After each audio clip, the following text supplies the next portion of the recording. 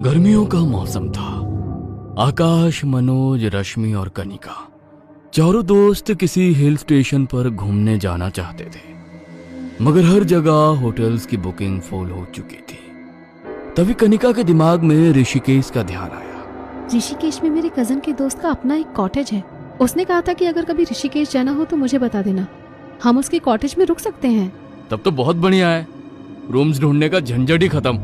एक बार तू उनसे बात करके कंफर्म कर लेना कि वो कॉटेज खाली है या कोई रह रहा है अभी वहां पर। कनिका ने अपने कजन के दोस्त से कॉटेज के बारे में बात की तो कॉटेज खाली था। उन लोगों के लिए उसने केयर टेकर को कहकर कॉटेज की साफ सफाई करवा दी। अगली शाम वो लोग अपनी गाड़ी से वहां पर पहुंचे। कॉटेज तो बड़ा बढ़िया है यार। एक काम करते हैं, अभी फ्रेश होकर थोड़ा घूमने निकल जाएंगे। शाम के समय घाट पर अलग ही सुकून मिलेगा। घाट पर जाना है तो ठीक है साहब, लेकिन ऊपर वाले पहाड़ी रास्ते की तरफ मत जाना। रात के समय उस तरफ जाना ठीक नहीं है। क्यों? रात के समय ऐसा क्या है जो वहां नहीं जा सकते?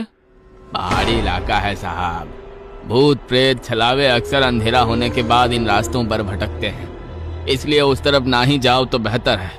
क्यों खामोखा अपनी जान जोखिम में डालना। अच्छा ठीक है काका, उस तरफ नहीं जाएंगे हम, बस घाट पर घूमकर ही आ जाएंगे। वो लोग घाट पर घूमने के लिए निकले। उन्हें वहां पहुंचने में देर हो गई थी, इसलिए वहां आरती के समय तक वो वहां पहुंच नहीं पाए। घाट पर गंगा किनारे बैठकर वो आपस में बातें कर रहे थे। तभी कनिका का मन कुछ बेचैन सा होने लगा। कनिका, क्या हुआ तुझे? गंगा किनारे बैठकर तो सब रिलैक्स हो जाते हैं और तू बेचैन हो रही है, क्या हुआ?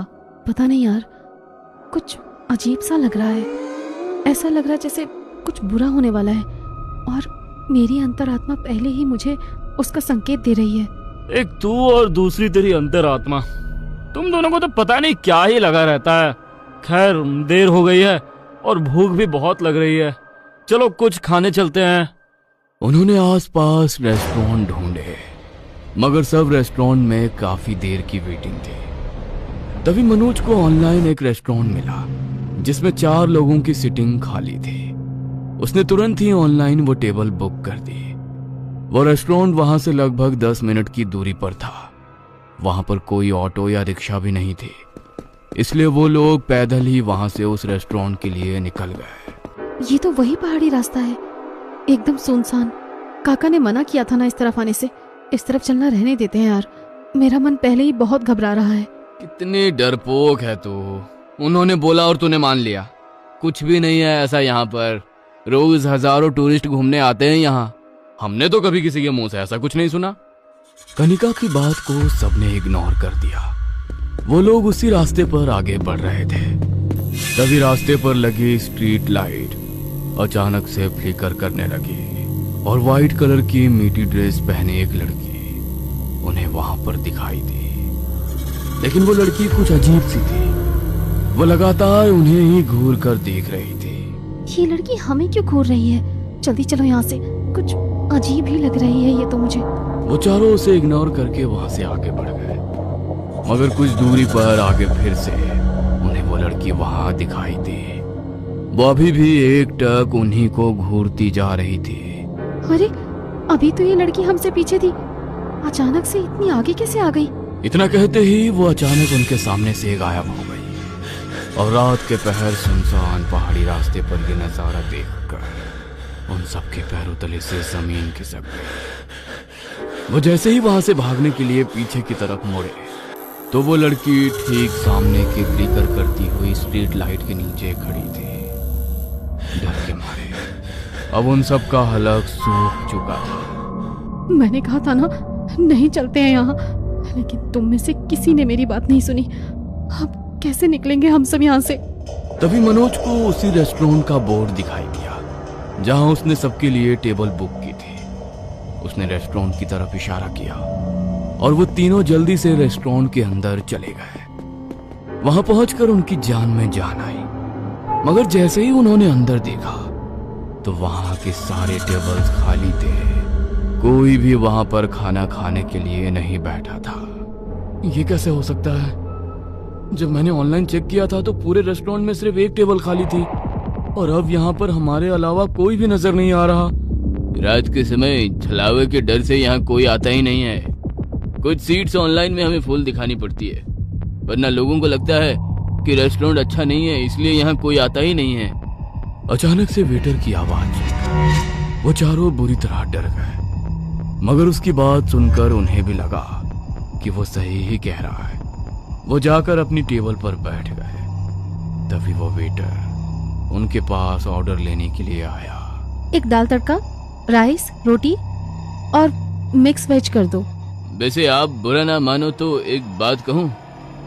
अरे भाई, हम भला तुम्हारी बात का बुरा क्यों मानेंगे? कहो, क्या कहना चाहते हो? आप इस वक्त इस रास्ते पर आ तो गए, लेकिन आपको यहाँ पर आना नहीं चाहिए था। अंधेरा होते ही यहाँ पर छलाओं का पहरा लग जाता है।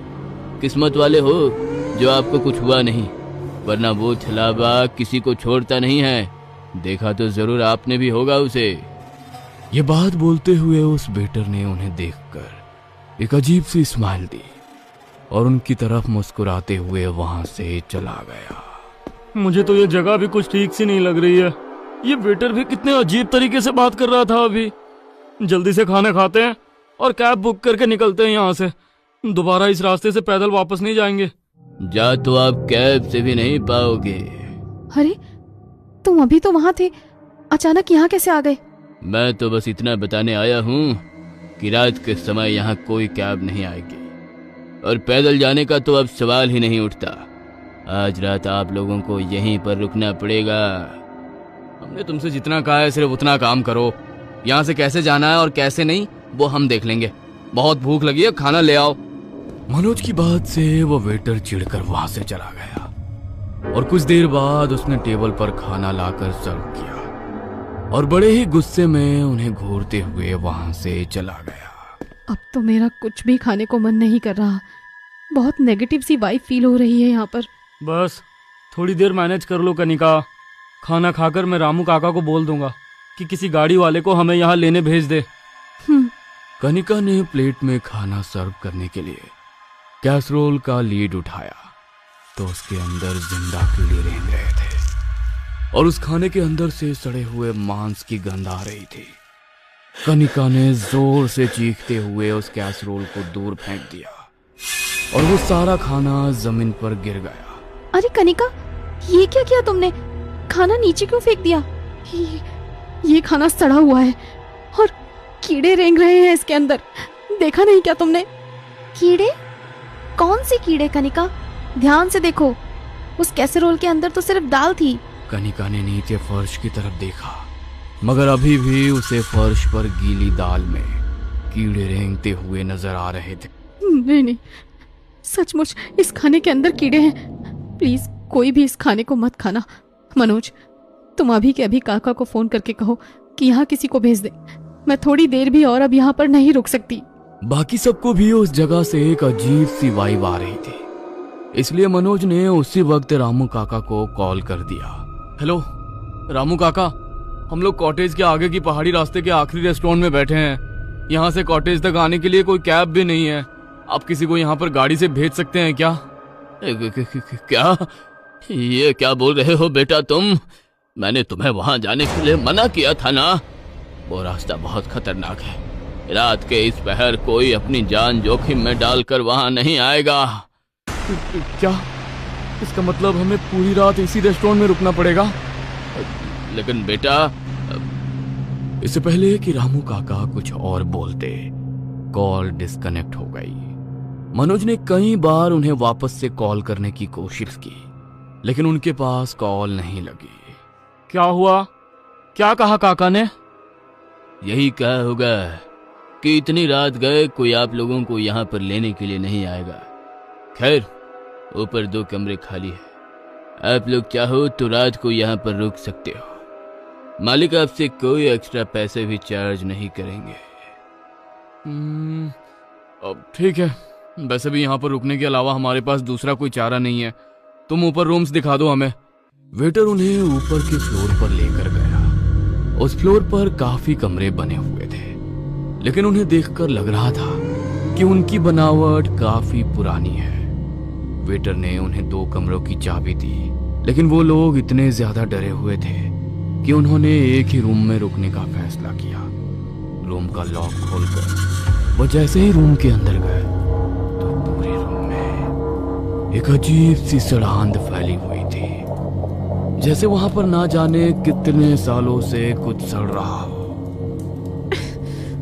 ओह माय गॉड, कितनी गंदी बदबू आ रही है यहाँ पर। प्लीज उस वेटर को ये रूम चेंज करने के लिए बोलो। हम लोग पूरी रात कैसे रहेंगे यहाँ पर? रूम चेंज कराने के लिए आकाश जैसे ही रूम से बाहर जाने लगा तो वो दरवाजा मानो अंदर से जाम हो गया। उन चारों ने मिलकर वो दरवाजा खोलने की कोशिश की, मगर वो दरवाजा नहीं खुला। और तभी अचानक उस कमरे की लाइट तेजी से फ्लिकर करने लगी और कमरे के अंदर एक अजीब सी ठंडक फैल गई। हे भगवान, ये सब क्या हो रहा है हमारे साथ? हम किसी बहुत बुरे जाल में फंस गए हैं। निकलना होगा हमें यहाँ से, वरना हम सब मारे जाएंगे। तभी कमरे में उन्हें किसी के कदमों की आहट महसूस हुई। उन्होंने जैसे ही पीछे मुड़कर देखा तो वही लड़की जो उन्हें रास्ते पर दिखाई दी थी ठीक उनके सामने खड़ी थी, लेकिन अब उसका चेहरा बहुत भयानक हो चुका था और पैर पीछे की ओर मुड़े हुए थे। एक बार जो इस रास्ते के चुंगल में फंसता है वो फिर कभी इससे बाहर नहीं निकल पाता। तुम सब अब मेरा शिकार हो। वो आत्मा धीरे धीरे उनकी तरफ बढ़ने लगी। तभी कनिका ने तेज आवाज में ओम नमः शिवाय का जाप करना शुरू किया और वो आत्मा चिल्लाती हुई उनसे दूर भागने लगी। बंद करो इस जप को, वरना मार डालूंगी मैं तुम्हें। तुम सब खड़े क्या हो? जल्दी से जाप करना शुरू करो। जाप की शक्ति से ये कमजोर पड़ रही है। कनिका के साथ उन तीनों ने भी तेज आवाज में मंत्र जाप करना शुरू किया और पूरे कमरे में ओम नमः शिवाय की ध्वनि गूंज उठी। वो आत्मा अपने कानों पर हाथ रखकर जोर जोर से चीखने लगी। उन सब ने फिर से कमरे का दरवाजा खोलने की कोशिश की और मंत्र की शक्ति से वो दरवाजा इस बार खुल गया। दरवाजा खुलते ही वो चारों नीचे की तरफ भागे, मगर सीढ़ियों से उतरते हुए रश्मि का पैर फिसला और वो लुढ़कती हुई सीढ़ियों से नीचे गिर गई। दर्द के मारे उसका मंत्र जाप रुक गया और उसी वक्त उस आत्मा ने उसे जकड़ लिया। ओह नो, अब क्या करेंगे हम? हे महादेव, हे महादेव, सहायता करो। मगर तभी सामने से उन्हें वो वेटर आता हुआ दिखाई दिया, लेकिन उसका चेहरा पहले की तरह सामान्य नहीं था। उसके चेहरे का मांस लटक कर बाहर आ चुका था और उसकी हंसी शैतानी हो चुकी थी और उसके मुंह से काली गंदी लार टपक रही थी। मैंने कहा था ना कि आज रात तुम लोगों को यहीं पर रुकना पड़ेगा, तो यहाँ से भागकर कहाँ जा रहे हो तुम? आज रात मैं तुम्हें यहाँ से कहीं जाने नहीं दूंगा। बचाओ, प्लीज बचाओ मुझे, ये मार डालेगी मुझे। इस वक्त हम तुम्हारी कोई मदद नहीं कर सकते रश्मि, बस भगवान ही हम सबकी मदद कर सकते हैं। मंत्र का जाप करो।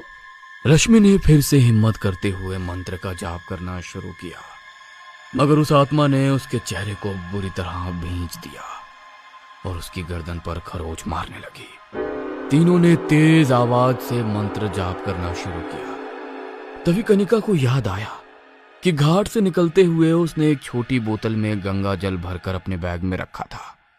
उसने जल्दी से अपना बैग खोला और वो बोतल बाहर निकाली, लेकिन जैसे ही वो गंगा जल उन दोनों की भयानक आत्माओं पर छिड़कने वाली थी, वेटर की आत्मा उसके ऊपर झपट पड़ी और बोतल का सारा गंगा जल जमीन पर गिर गया और वहां से बाहर जाने का दरवाजा खुद ब खुद खुल गया। उन्होंने मंत्र बोलते हुए रश्मि को खींचा और उस रेस्टोरेंट से बाहर निकल गए और सामने रास्ते की तरफ भागने लगे। उस रेस्टोरेंट से तो बाहर निकल गए, लेकिन अभी हमें कॉटेज तक सही सलामत पहुंचना होगा। हे भगवान, रक्षा करना। चिंता मत करो कनिका, जब भगवान ने हमें सही सलामत इस रेस्टोरेंट से बाहर निकाला है तो हमें कॉटेज भी पहुंचा देंगे। भागते भागते उनकी सांसें फूलने लगी, इसलिए वो अब मंत्र जाप भी नहीं कर पा रहे थे। तभी फिर से स्ट्रीट लाइट्स फ्लिकर करने लगी और उस लड़की और वेटर की आत्मा फिर से उनके सामने आकर खड़ी हो गई। आज तक किसी को हमने यहाँ से जिंदा नहीं जाने दिया, तो तुम्हें कैसे जाने देंगे? कोई नहीं बचेगा तुम तीनों में से। उन लोगों की सांसें बहुत भारी हो चुकी थी। वो खुद को बचाने के लिए सामने की गली में भागे, मगर उन दोनों की आत्मा उनके ऊपर झपट पड़ी। मगर तभी घाट पर आरती की आवाज गूंज उठी। ब्रह्म मुहूर्त में होने वाली आरती की आवाज से वो दोनों आत्माएं पूरी तरह तड़प उठी और वो आत्माएं बहुत तेज चीख के साथ धुएं के रूप में घाट की तरफ समा गईं। उन चारों की आंखों में आंसू आ गए। वो दौड़ते हुए घाट पर आरती के लिए पहुंचे और अपने हाथ जोड़कर वहां नतमस्तक हो गए। उस रात भगवान के प्रति उनकी आस्था ने उन्हें उन आत्माओं से बचा लिया, मगर उस रात को वो अपनी जिंदगी में कभी नहीं भूल पाए। इस दुनिया में बहुत सी जगह ऐसी हैं जो शाम ढलने के बाद ऐसी शक्तियों से घिर जाती है। इसलिए अगर कोई दिन ढलने के बाद किसी जगह पर जाने से हल्का मना करता है तो आपको उसकी बात मान लेनी चाहिए, वरना आपके साथ कुछ भी हो सकता है।